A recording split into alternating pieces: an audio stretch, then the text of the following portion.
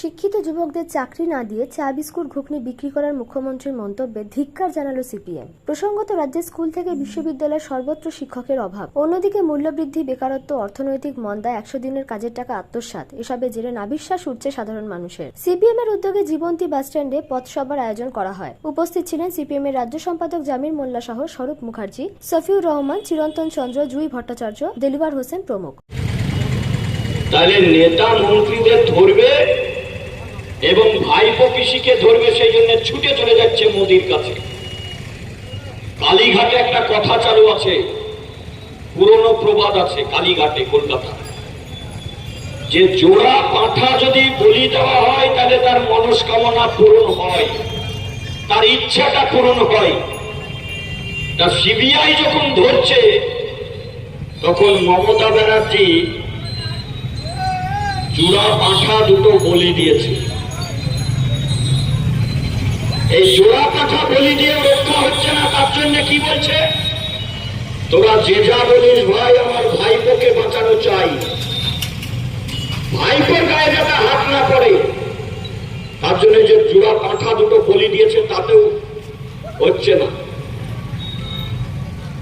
ওই যে একজন মন্ত্রী আর একজন এই বীরভূমের এক নেতা, তাকে বলি দিয়েছে, মানে সিবিআই ধরে নিয়ে গেছে, এতেও থামছে না। তার জন্য নেতার কাছে যাচ্ছে, মন্ত্রীর কাছে যাচ্ছে। তৃণমূলের যারা আছে তারা গরু চুরি করেছে।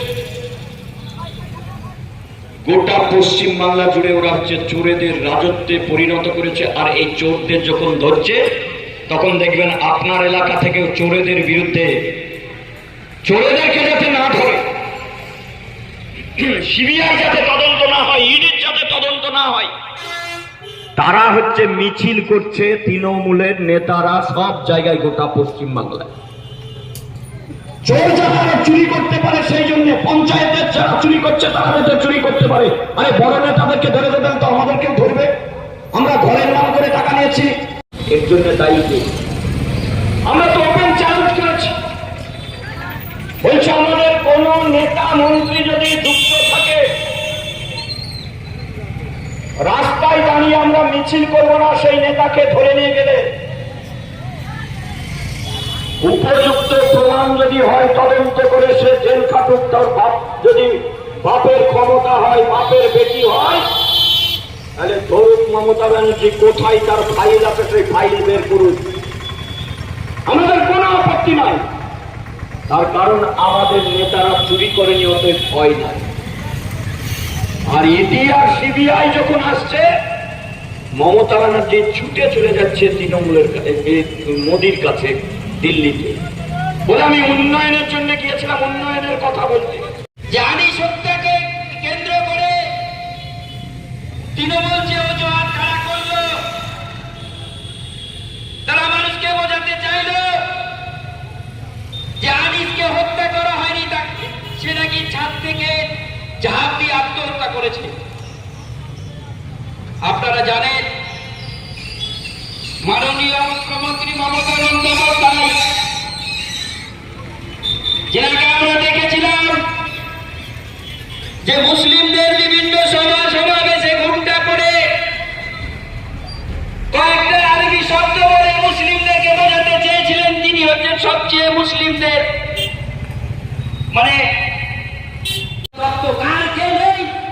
অর্জুন সিং সমস্ত সেই সময়ের বিজেপি নেতারা এখন তৃণমূলের সম্পদ। তাই বিজেপি বন্ধুদের আমি অনুরোধ করবো, যদি সত্যিকারের তৃণমূলকে হারাতে চান তাহলে লাল ঝান্ডাকে শক্তিশালী করুন। লাল ঝান্ডা ছাড়া পশ্চিমবঙ্গের তৃণমূলকে কেউ হারাতে পারবে না।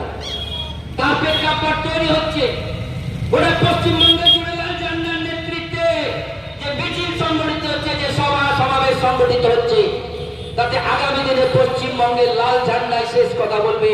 আমি আমার বক্তব্য শেষে একটাই কথা বলতে চাই, পশ্চিমবঙ্গের লাল ঝান্ডা ছিল, পশ্চিমবঙ্গের লাল ঝান্ডা আছে, পশ্চিমবঙ্গের লাল ঝান্ডা থাকবে এবং লাল ঝান্ডায় আগামী দিনে পশ্চিমবঙ্গকে পথ দেখাবে। এই বলে আমি আপনাদের সকলকে সংগ্রামী অভিনন্দন ও লাল সালাম জানিয়ে আমি আমার বক্তব্য শেষ করছি। ইনকিলাব জিন্দাবাদ, ভারতের মার্ক্সবাদী কমিউনিস্ট পার্টি জিন্দাবাদ। মুর্শিদাবাদ থেকে চৌধুরী শেখের রিপোর্ট, এনবিটিভি।